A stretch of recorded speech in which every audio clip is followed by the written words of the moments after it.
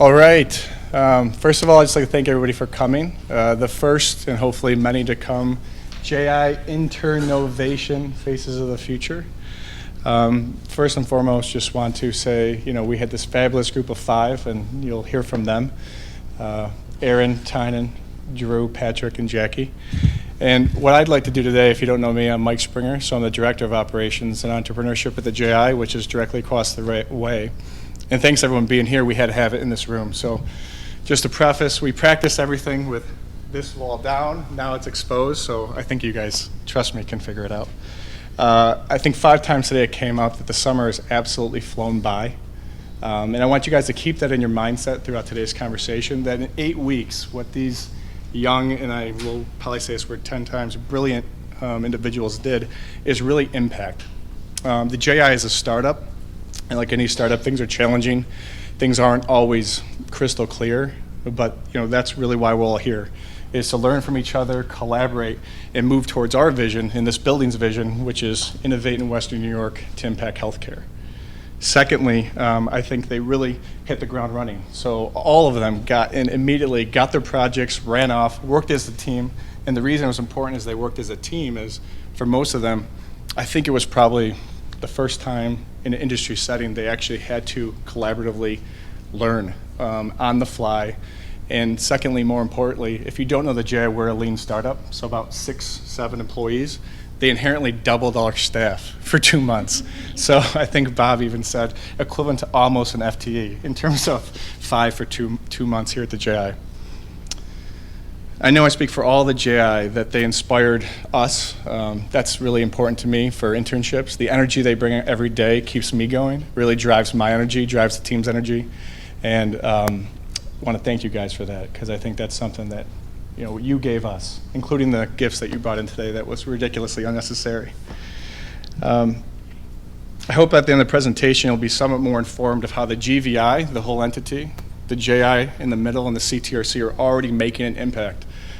This is one of the things through all the presentations. They all had projects from health economics to advanced technology to really endovascular simulation, and ending with the community. But what you'll see also from the talk today is they became unbelievable storytellers. They're going to tell you today a little bit of where the JI is, what we're doing, and how we're looking to impact, and more importantly, hopefully you grasp the impact they had on us, because it was quite drastic. I'm truly proud of all of them and wish them nothing but the best in their futures, and I'm sure you'll stay connected in various ways, locally or abroad or coming back. And for the parents that are out there, the ones they already met, I am a father of 2, so I am definitely open for tips for how I can create these guys. I have a 4.5-year-old boy and a 6-month boy, and trust me, I don't have all the answers. So however you did it, please feel free to see me afterwards and give me some pointers. On that note, I'd like to turn it over to Jackie, and you can lead off with her project, which was health economics.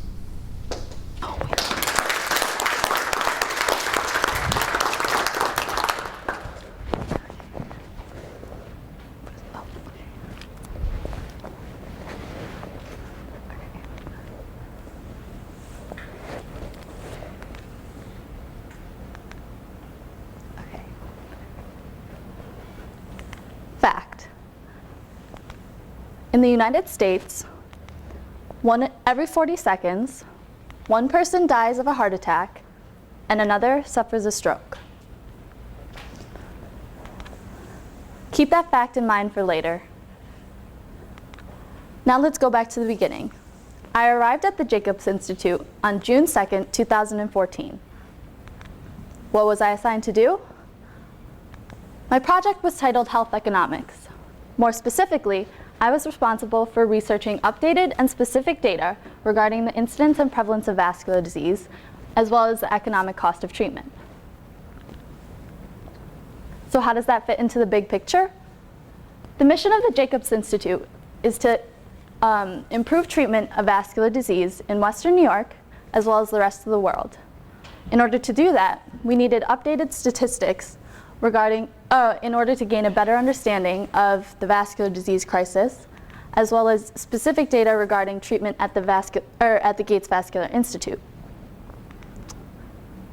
The data I collected would be used in print, on the web, and in presentations given all over the globe. Before I arrived, the Jacobs Institute was always citing the same 3 statistics dating back to 2006. So what did I do?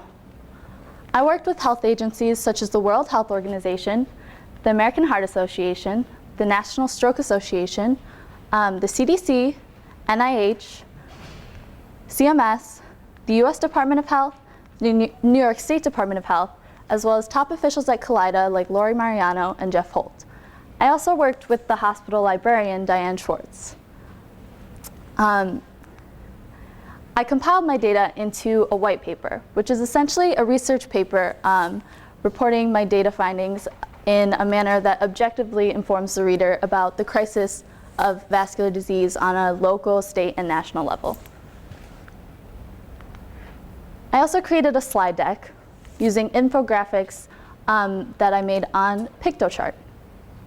This is an example of one of the slides I made, which shows that the #1 cause of death in the US is cardiovascular disease, and the #4 cause is cerebrovascular disease, or stroke. Now, while this is valuable information, I decided that I needed to delve a little deeper. So I looked into county-specific data for Western New York to create slides like this.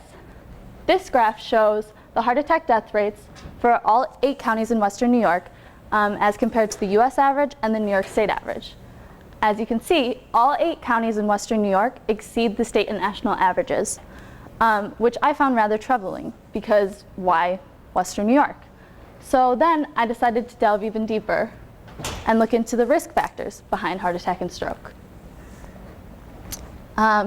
It turns out that 1 in every 5 people in Western New York smoke cigarettes. 1 in every 4 people in Western New York has not exercised in the past month. 1 in every 3 people in Erie County has high blood pressure, and 2 in every 3 people in Western New York are overweight or obese. Then I decided to look at Gates Vascular Institute specific data. So I contacted Michael White, who sent me this Excel spreadsheet, which I turned into this slide. By working collaboratively, the medical professionals at the Gates Vascular Institute are able to offer the most innovative and effective treatment that's available. And already since its founding in 2012, it's set a precedent of rapid improvement. From 2013 to 2014, the number of cardiac and neurological procedures increased from 1,787 to 1,831. The cost of cardiac and neurological procedures decreased from 11.7 million to 10.6 million. The average length of stay also decreased from 5.71 days to 4.66 days, a decrease of over a day in just a year. So remember that fact that I told you to keep in mind earlier? In the time that I've been speaking, 10 people in the United States died of heart attacks, and 10 more people suffered strokes. So to conclude, why the JI? Well, remember that the mission of the Jacobs Institute is to improve treatment of vascular disease, and its primary method of going about this is by driving improvements in medical technology. Over the past 30 years, advancements in medical technology have increased life expectancy by 5 years, decreased the number of heart attack and stroke deaths by 50%, and decreased the patient time spent in hospitals by 60%. Thus, you can see that medical technology is the driving force behind improvements in treatment of vascular disease. The Jacobs Institute believes that we have a unique model of accelerating this process. But how do we know that we truly are unique? My colleague Patrick's project was to investigate that question.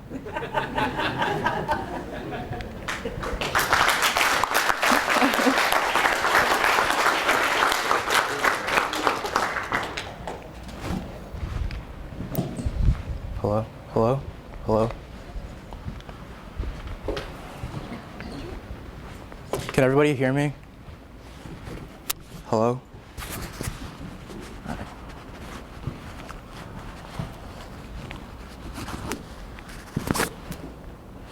Hello? Okay. So as Jackie said, why are we unique? How are we unique? That was what my project was this summer, discovering entrepreneurship at the Jacobs Institute and answering that question. More specifically, my job was to benchmark the Jacobs Institute against other medical innovation institutions and find what makes us unique, how we're common, and validate these findings, and ultimately identify the ways in which we can improve. Now, how that ties into the Jacobs Institute mission. Well, with this knowledge, we can better improve the treatment of vascular disease, further next generation medical technologies, and facilitate more collisions between medical professionals and researchers. But in the grand scheme of things, ultimately, what does this all mean? Well, when we take a look at the Jacobs Institute, we find that we have a team with several individuals with multiple skill sets and bringing them all to the table. And the Jacobs Institute itself also has several capabilities as well. Prior to my arrival, the Jacobs Institute had done some preliminary benchmarking, but was unaware that it needed a deeper understanding of the medical innovation climate. And indeed, when we begin to look at this climate, we find a plethora of centers and accelerators and incubators, all with different capabilities and skills. So the question became, how does Jacobs Institute fit in the middle of all this? Well, in order to narrow down from this mass amount of centers, I had to apply a series of parameters that would allow me to look more specifically at centers that were more similar to us. Specifically, I wanted to look at centers that were med tech based, some non-university centers, centers that had IP and regulatory consultation capabilities, and things like that. And with this new set of centers, I set out to ask who they were, what their capabilities really were, how they executed them, and where they did so. So in order to answer these questions, I adopted a two-tier approach, namely creating a database of these centers and doing a deep dive on two specific institutions that caught my eye during the databasing in the form of case studies. Now, a database traditionally is understood to be an Excel spreadsheet with an amalgamation of data presented in a format such as this, or like this, or like this. But the problem becomes that you don't even know what you're reading. There's just numbers everywhere. So I had to employ a different approach. And ultimately, I decided to opt for a database in an HTML style, something a bit cleaner, something more digestible. And in fact, my friend Samendra Prasad, who's here today, helped me with that. And the main benefit of this database style is that it's both hostable and searchable. Now, hostable means that because it's an HTML document, you could host it on your local Jacobs Institute server, and all employees have access to it.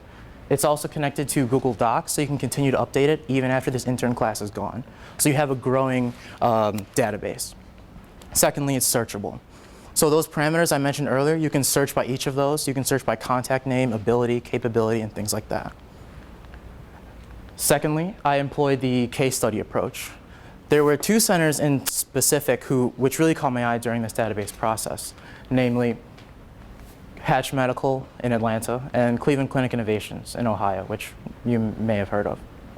Now, in order to gain access to Hatch's inner culture, I had to get on a phone conference with my project director, Pamela Marcucci, and I spoke with Steve Hosda, one of the principal members of Hatch Medical. And Steve told me about 4 key facets that Hatch employs that allows them to achieve their goals, namely their risk-sharing model, their outsourced capabilities, the small team size, and their physician panel. Now, the risk-sharing model is the means by which Hatch, as a small team, is able to achieve their goals. They access outsourced capabilities, namely engineering services, regulatory and legal work, and other sources like that, and bring them on a risk-sharing basis, meaning rather than pay high upfront costs, they promise them a piece of the licensing agreement of the medical device. So this allows them to move more effectively with that small team that I mentioned earlier. And the one thing that Steve told me was that without his considerable experience in the sales of medical devices, he wouldn't have had the network necessary to create and bring together these different capabilities on a risk-sharing basis. As I said before, Hatch actually is a small team style. It's only 2 members of a limited liability corporation. But in order to gain their medical prowess, they have a physician panel which they consult, and it's full of world-renowned physicians. Now, on the opposite end of the spectrum, we have Cleveland Clinic Innovations. And I spoke with Dr. John Heavey, Director of Business Development, And he told me specifically about 3 things that Cleveland employs, namely their alliance program, their large team style, and their outsourced capabilities. Now, the alliance program is the way in which Cleveland is able to somewhat export innovation. They send out emissaries in teams of 2 to different medical innovation centers across the country, such as MedStar, and help them in the innovation process, taking ideas from a nation stage to wherever it ultimately exits. And indeed, Cleveland does receive some remuneration for these services. Cleveland, unlike Hatch and in between where the JI finds itself, employs about 50 to 55 people employee base. Most are senior in their career, carrying professional degrees. And also, like these other medical innovation centers such as Hatch and the JI, they outsource their capabilities as well. Traditionally, Cleveland is seen as more of an omniscient innovation center, capable of doing anything from walking on water to turning water into wine. But it turns out that they actually bring multiple companies in their space to incubate and work with in order to achieve their goals. And the most impressionable thing that Dr. Heavey said was that regardless of all of Cleveland's success, they're still trying to figure things out. And coming from a small startup such as the Jacobs Institute, that's very heartening to hear, because it means that we're still learning, and even these larger companies, they're always trying to get better day by day. So with both this database and case study approach, we've gained knowledge. And with this knowledge, we're better to more effectively look at our strengths and evaluate some potential avenues for development. Firstly, our biggest strength that I would say is our immediate access to clinical care. That gives the Jacobs Institute direct access to doctors and the way they're thinking, and this aids heavily in product development. When we look at centers such as A1 in Israel, T3 Labs, or even Dream It Health, these centers apply a more insular approach, not connected with these different centers. The Jacobs Institute, as you know, is on the 5th floor of the Gates Vascular Institute, having clinical space below it and translational research right above it. Secondly, the Jacobs Institute's nonprofit status. This allows us to truly focus on addressing an epidemic, gives us flexibility and independence. We don't have to dig through as much bureaucracy as a larger for-profit institution such as maybe InCube Labs. Thirdly, the Jacobs Institute robust industry partnerships. As Steve Hosda of Hatch Medical said, the key to success in the medical innovation space is industry contacts, and the Jacobs Institute does have that. Lastly, the Jacobs Institute is open to all innovators. We believe that innovation can come from anywhere, from anyone sitting in the audience today to anyone walking out the street. And when we look at centers such as Cleveland, which employ, again, a more insular approach, taking innovation namely from within the Cleveland campus, the Jacobs Institute both has and is looking to continue to develop avenues in which we can vet our entrepreneurial process. And as I said before, this knowledge also has given us insight into potential avenues for development. Namely, we'd like to advance our product development capabilities. Maybe this means employing the risk-sharing model that Hatch Medical has, allowing us to skirt exorbitant upfront costs and allowing us to continue to extend our reach without overextending our arms. Also, we'd like to expand our community engagement. And the Jacobs Institute has taken steps towards doing that already. As you'll hear later from Erin, she'll tell you more about different community programs that we've begun. And lastly, we'd like to elaborate on our advancements in medical technology. Exciting new technologies such as the Mentis VIS Simulation Lab or Google Glass, as Drew and Tynan will tell you later, respectively. The Jacobs Institute has indeed, again, taken steps towards advancing all of these avenues for development. And in between all of this, we have the Jacobs Institute, connecting different disciplines, combining translational research with doctors, and addressing an epidemic. But ladies and gentlemen, the most important part is ultimately you. Without your help, your engagement, your interactions, and even just your interest, the Jacobs Institute can only hope to achieve the goals that it has set.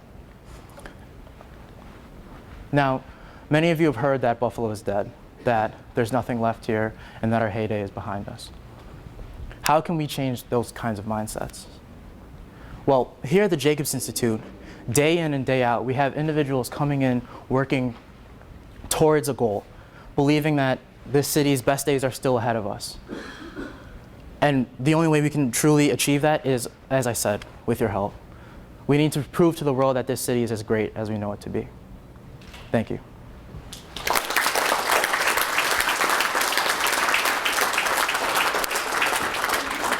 Now I'd like to pass the presentation over to Drew Lang, my colleague, who will tell you more about the exciting Mentis VIS Simulation Lab.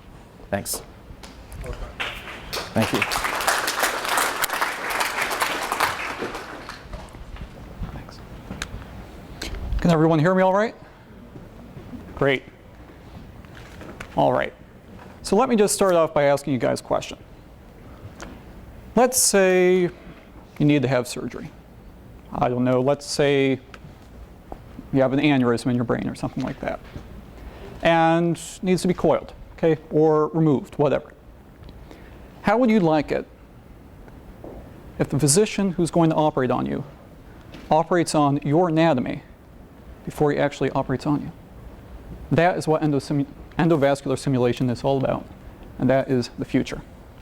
So when I arrived at the Jacobs Institute, I was given the project of developing a simulator program around the Mentis VIST lab and the Medical Simulation Corporation Compass, which is on loan to us for microvention. And essentially, there was not too much here, okay?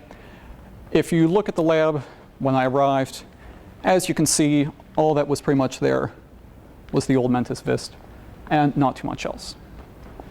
But through hard work and dedication, the lab looks like this.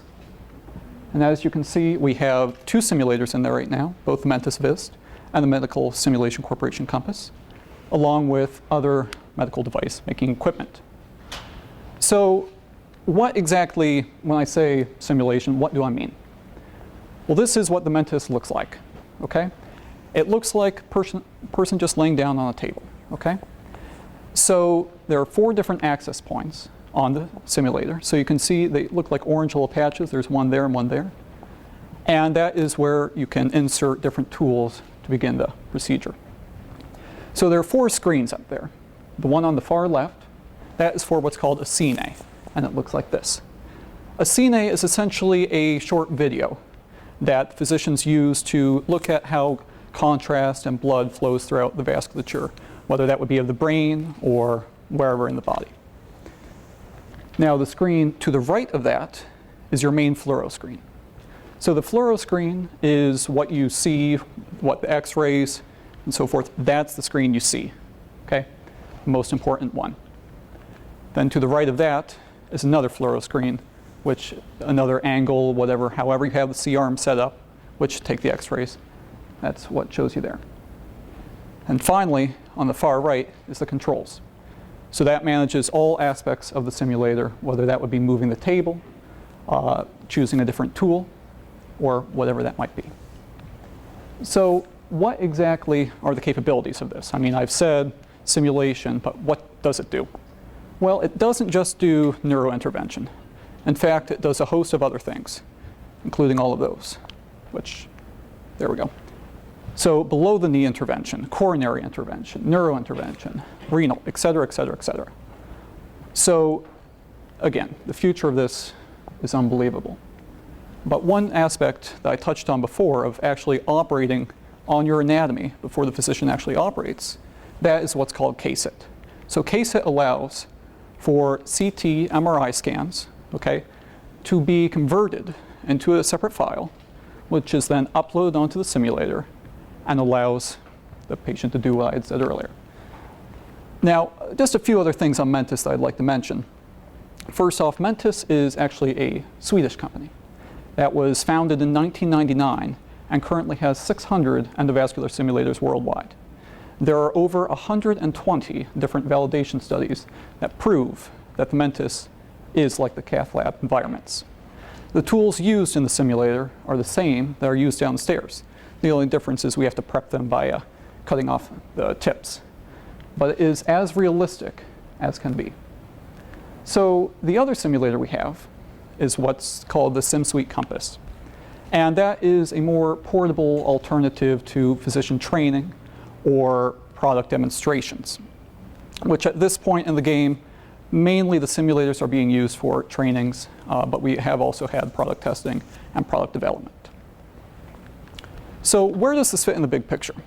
Well, as I have just mentioned with product development and physician training, there are many different avenues. So you have concept generation, you have clinical immersion, all of these different things. And what underlies them all is simulation, the key component. So what exactly is my take on this? Well, my project is composed of 4 main parts: program development, clerical work, education, and marketing.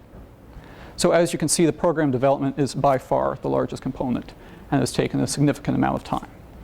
But just to give you an idea of what I'm talking about here for the clerical aspect, so that is like user logs when someone walks into the lab, or the reservation system. How does someone sign up to use the simulator? And making sure the inventories are all set up and easy to use for whoever might be using the simulator that day. Now, the next aspect would be the education, okay, the training itself. So I was tasked with developing different training procedures and doing the actual training itself. I myself have trained different physicians, researchers, and a host of others on both simulators. Moving into marketing, I have worked quite a bit with Allison. Where's Allison? Oh, there you are. So I have her to thank for her patience in helping me develop website verbiage for the simulator program, along with doing a co-branded brochure with Mentis, the Swedish simulation company. Finally, the biggest piece of the pie, program development. So that is things like, okay, what legal waivers need to be signed before someone uses the simulator? What equipment do we need in there? You know, all of the back stage stuff that needs to be completed for the program. So just some key events I'd like to point out. First off, Excellent. Earlier this year, I have a good family friend that works for Excellent, and Excellent is actually a global company that specializes in medical device manufacturing, taking an idea all the way from idea to mass production. So I arranged a tour of Excellent to come and visit the Jacobs Institute, and later down the road, Excellent has been so interested in the Jacobs Institute to the point that the president of Excellent wishes to come to the JI and see what we're all about. Also, Mentis, the simulator company, we have been working very diligently on further developing the relationship between the two companies, such that my position right now, although it started as an internship, has since evolved into a full-time career. So I think that goes to show you the power of this internship. And where is this down the road? Where are we in the future? Well, I've been in contact with the University at Buffalo in integrating medical simulation with the curriculum. How great would that be? And also product testing. So a company comes in, wants to test their new device, whatever, we can facilitate that. And also procedure rehearsal. Physician has a difficult case at noon. Okay, come up 8:30, run through the case. We can get you taken care of. But the bottom line is, no matter what the future may hold, the end goal remains the same: to improve patient care and well-being. And this is just one of many technologies that will facilitate this. So at this point, I would like to turn it over to Tynan and have him tell you some about Google Glass. Thank you.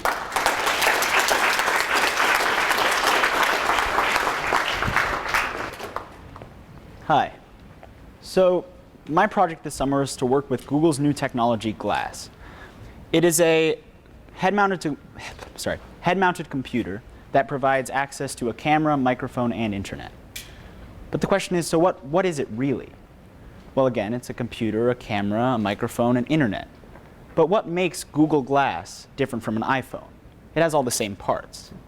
Well, that difference lies in what it's like to use Google Glass. So, using voice and touch-based interaction,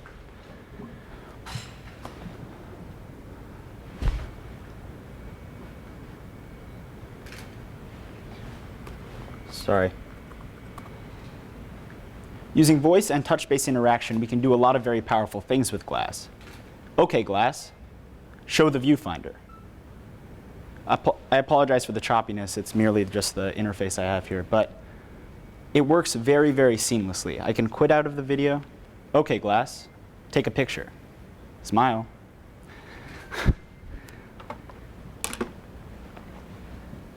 I have learned over the last several weeks that the experience of using this is intuitive, integrated, and efficient. I can do things with a computer that I've never been able to do so easily. But if we apply this to the medical sphere, we can do some very powerful things. So why glass at the Jacobs Institute? Well, glass is more than just a new technology. It is a unique form factor that hasn't had a place at a hospital like this before. Doctors can use the internet and its camera to teach people around the world, to communicate, to transmit audio, to recall information. And what better place to do that at than at an institution that is geared towards pioneering cutting-edge technology. Because of its heads-up display, its simple interaction, you can recall and store information incredibly easily. And by sending it, or transmitting it, or showing it to people, you can redefine the way we train physicians here at the JI. And because it is similar enough to existing technologies, such as an iPhone or any other smartphone, young people already know how to use it in a way, but it's different in the capabilities it provides. So we have a new way of teaching kids, or showing them, or garnering interest in the medical sphere. So what exactly was my project? Well, when I arrived here, this is what I had.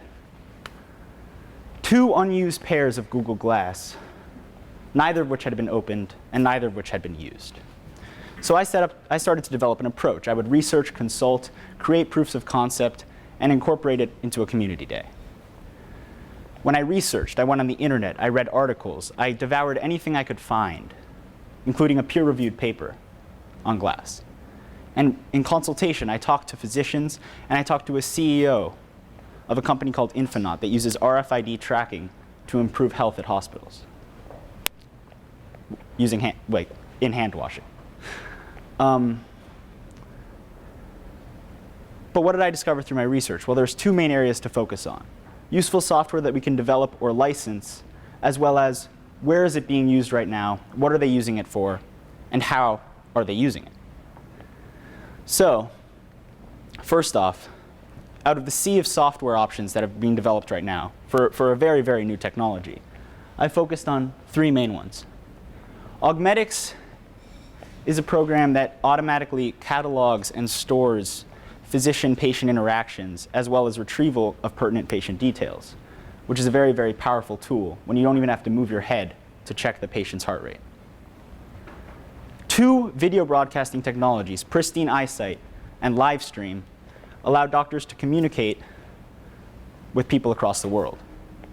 Pristine is a HIPAA-compliant video broadcasting service, meaning that we can throw it in the ORs right away, while live stream is more of a general video broadcasting utility. I also learned that Google Glass is becoming very, very prolific, especially in the US. A New York Times article that I found very applicable showcases all the ways and all the institutions that are currently using Google Glass, such as Duke University Medical Center, UC Irvine Medical Center, Beth Israel Deaconess Hospital in New York City, Ohio State University Wexner Medical Center, UCSF Medical Center, and finally, Maria Ferrari Children's Hospital. These are only a few of the many institutions that are using this. Notably, at the Maria Ferrari Children's Hospital, a physician didn't only use Google Glass, but he wore it for a month and wrote the first peer-reviewed study on using it in the medical sphere. At Beth Israel Deaconess, Google Glass was used to save a patient's life by accessing information about medication allergies while the patient was lying on the operating room table. What were the end results of my project? Well, I created recommendations. I wrote a paper telling the JI how they could use this and what they could use it for. But importantly, I exposed people to Google Glass. I showed them to people throughout this building, on the street, in the cafeteria. And now to look into the future. The JI, in order to harness the potential of this new technology, must either develop or license useful software. As I said before, tools to broadcast video, tools to store and retrieve medically relevant information to increase efficiency and life-savingness. But importantly, we must also use it to educate and engage younger audiences, to encourage further interest in medicine. Google Glass is only one of many ways that the JI can interact with the community. And my colleague Aaron will tell you more. Thank you.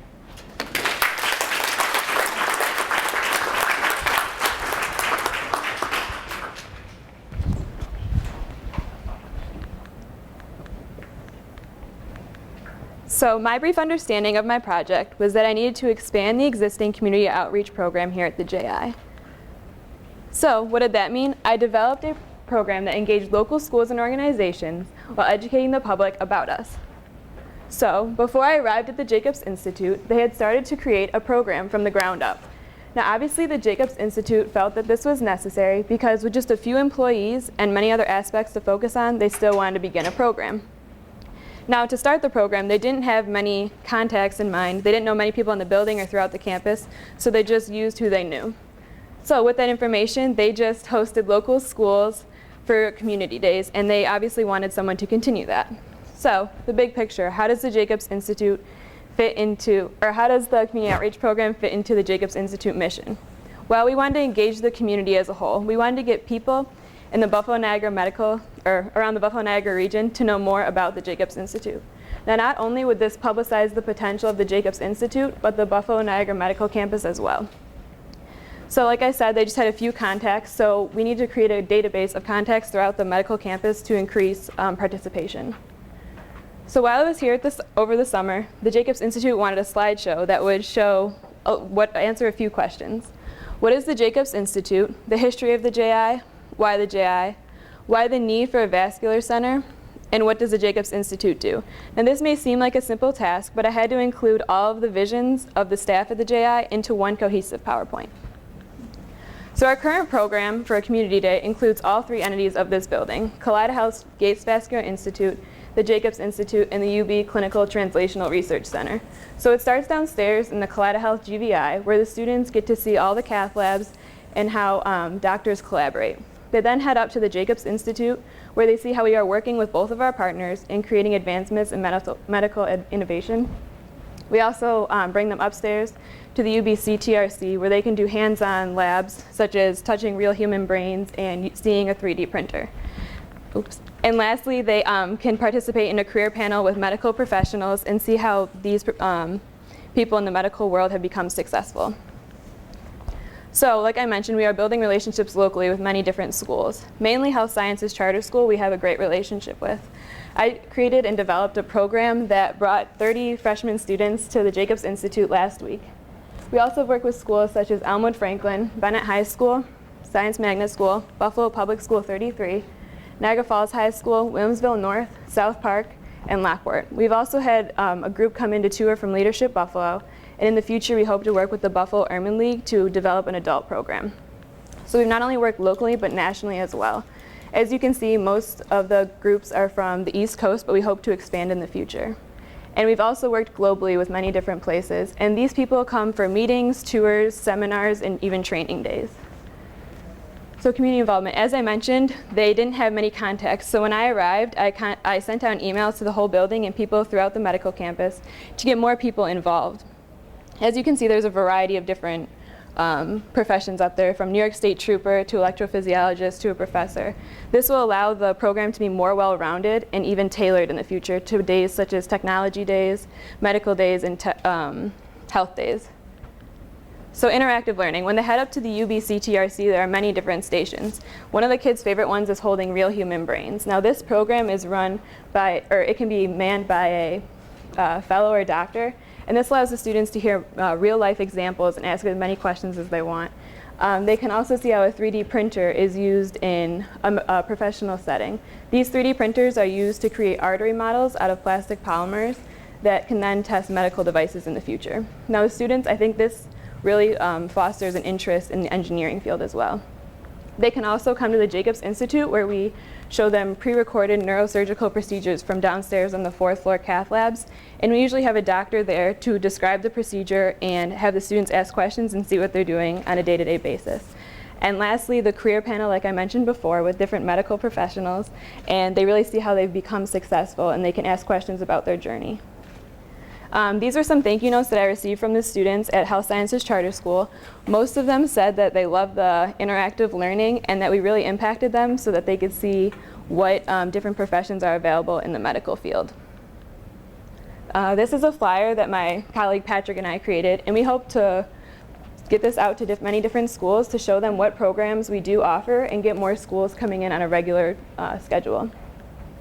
So the future plans for the community outreach program at the JI.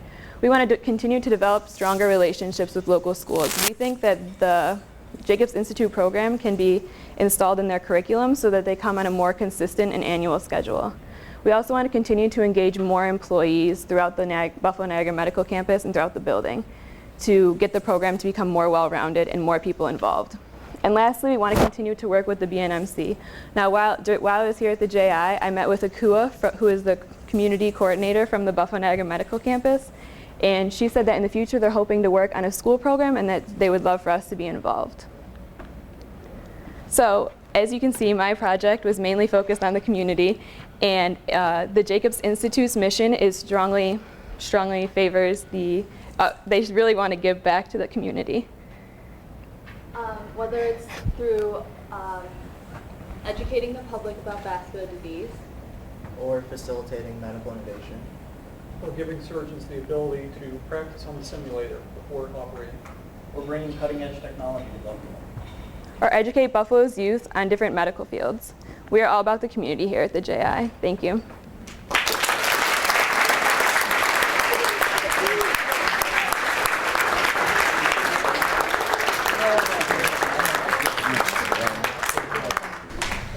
You guys did wonderfully. You should be very proud of yourselves, and thank you all for the time that you devoted to these projects this summer. As you can tell, the Jacobs Institute, this is our inaugural class, and we feel really lucky to have these 5 stellar individuals spend their 9 weeks with us. Hopefully we've imbued them with a sense of what it's like to work in a professional setting, what it's like to really sink their teeth into projects that are related to the medical field. I think that we would be remiss if we also didn't incorporate a little bit of fun and a little bit of family into their summers.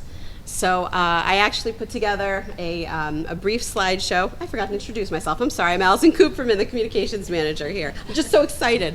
So I put together a little slideshow documenting their summer, which they didn't know about, that I was, sneakily photographing them throughout. But here's a little something for you all to remember your 9 weeks with us, and enjoy.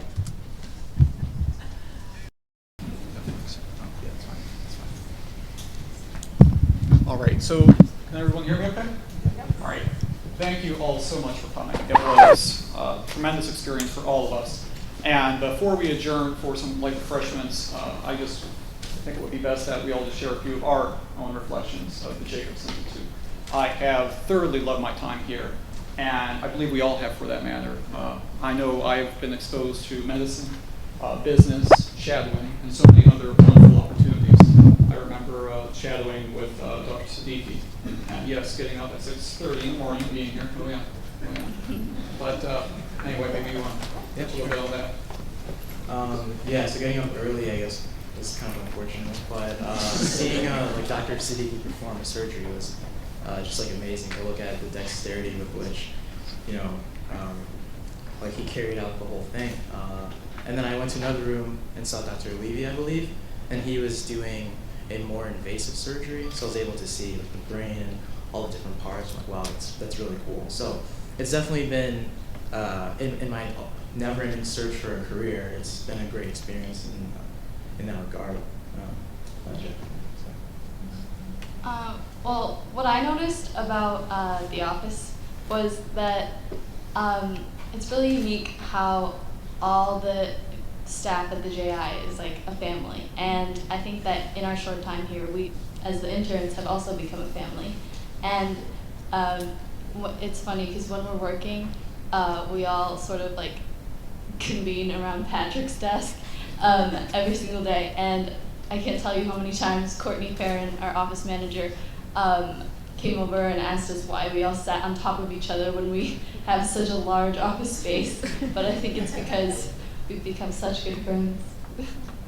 So not only do we like to hang out with each other at work, but outside of work, we've really bonded and continue to hang out. We've gone to many festivals. We've gone to the mall, got ice cream. We went to the art gallery. We even went to try to go to a Bison's game. But really, as like we spend so much time together, we really pick up each other's mannerisms. Like I know I've said many things that Patrick says all the time, like that's the play or bougie, but words I've never used before. So it's really been a unique experience, and I'm glad to have met them while I was here. For me, I'm the only high schooler here. These are all college students, and it was really, really scary to me before I left New York City to come here for the summer, because I didn't know what to expect. I'd never been in an environment like this. I never lived on my own for that long. And when I got here, I realized it was all going to be okay. The people here were fantastic. I honestly am still surprised at how much goodwill there is, and how, through thick and thin, even when I screw up my presentation in the practices and all that, everyone is still just so kind. And beyond that, it's not the project that was the most important thing to me this summer. It was the people I met. The people standing next to me and the people in the audience that I've been working with are some of the best people I've ever met in my life. And it was a truly, truly enriching experience. Thank you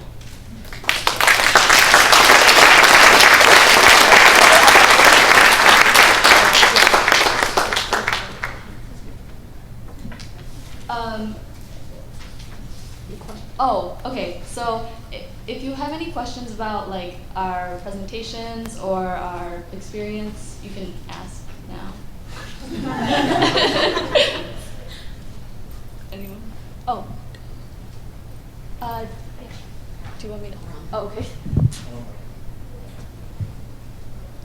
Should we just use this one? Yeah. I'm Diane Schwartz, and I had the privilege of working with Jackie over the summer with her project. And I'm curious to know, from Tynan or Allison or any other member of the JI staff, what's going to happen to the Google Glass? We shall see. I think the work I did was a pretty good stepping stone to further development of that project, and I think with proper development and funding, you can really take Google Glass to the next level. Right now, it's almost where it needs to be, but work needs to be done both on the JI side and by Google. It's not where it needs to be as a computer yet. It's in beta. It hasn't really come out, and I think within the next few years, we'll really see some amazing stuff with it. Anybody else have a question? Oh. How did you guys decide on your individual projects? Were there something that the Jacobs Institute had a list of things that they wanted to accomplish, or were there interests that you guys individually had, and then make it all flow together so well? Essentially, the Jacobs Institute learned more about us and our interests prior to us coming here, and then tailored projects to what we're most interested in and how to help us take advantage of opportunities later down the road. So it was a combination of what we were interested in and what would best serve the JI's mission. The Senate? Okay. So typically I'd let Drew or these guys answer everything for us, because I think you actually have the answers. They probably did. I think since this was our first class, we really had people come to us for various reasons, either local connections. I think half are from Buffalo originally, half aren't. So having to be home from Buffalo, and there's some criteria set, but it was really an organic process overall. And we learned more about them in terms of their strengths and weaknesses, and try to play against that as much as we could, knowing that there's about 5 projects to some degree. One that we were going to have a simulator, so it was something physical we could wrap a program around. Others were just no-brainers. I mean, health economics, the vascular disease in Buffalo, understand the community outreach, and then the innovation standpoint. Patrick's project is critical for us trying to move forward in that direction. When someone says, how's the JI going to innovate? What are we going to be? He's helping us understand that. So I think for the first time, it was really understanding each individuals, and we'd say, here's a letter, you tell us. And some people, you know, that was new for them. I'm not going to tell you anything, you tell me what you want to do. So we walked into the whole place, walking up and down, and said, send me a letter, and we'll connect again. Just very open-ended. And they sent us, and we read through it, and I understood it, and we kind of paired it accordingly, and you guys did fantastic. Very well. Any other questions? I think back there, possibly.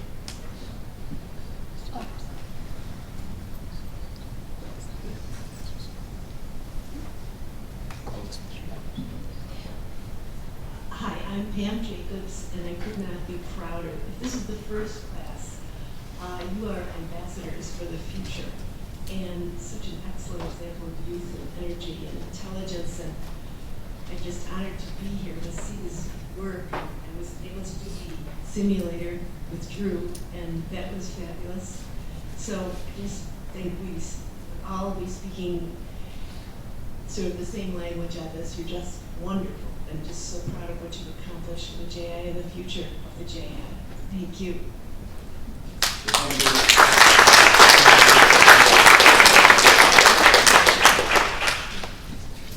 Any final questions before we go to refreshments?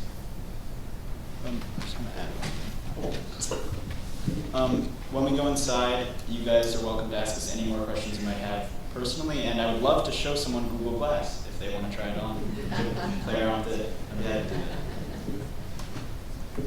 Anything? All right, thanks so much. Across the way.